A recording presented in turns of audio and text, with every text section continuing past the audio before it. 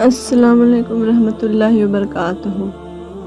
آج ہم ایک ایسے زخم کی بات کریں گے جو اکثر ہماری زندگی میں لگ جاتا ہے۔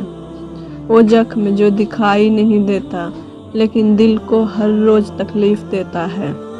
وہ ہے کسی کو چاہ کر بھی بھول نہ پانا۔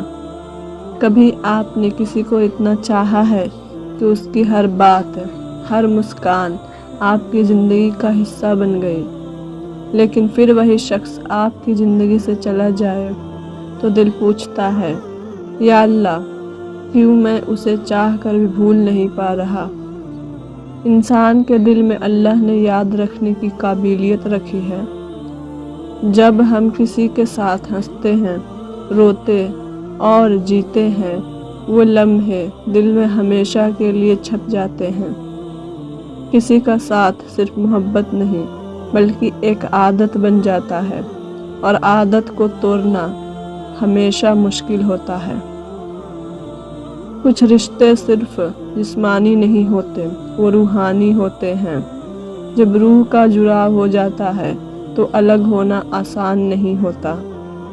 جب اپنی امیدیں، اپنا مستقبل اس شخص سے جوڑ لیتے ہیں، جب وہ رشتہ ٹوٹتا ہے تو صرف انسان نہیں، ہمارے ارمان بھی بکھر جاتے ہیں۔ لیکن بھائیوں اور بہنوں، ہمیں یہ نہیں بھولنا چاہیے کہ ہر رشتہ، ہر محبت، ہر انسان اللہ کی مشیت سے ہماری زندگی میں آتا ہے۔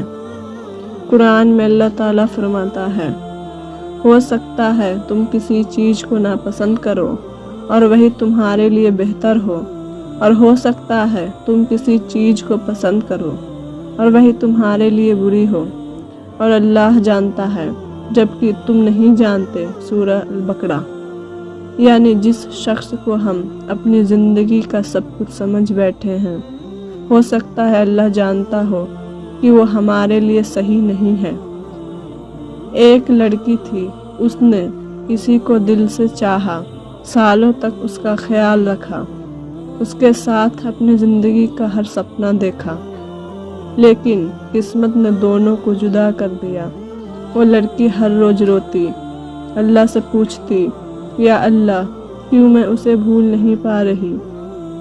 کئی سال گزر گئے اور ایک دن اسے احساس ہوا کہ اگر وہ رشتہ چلتا تو اس کی پوری زندگی اندھیروں میں ہوتی۔ وہ اللہ کا شکر ادا کرنے لگی کہ اس نے اسے اس غلط راہ سے بچا لیا۔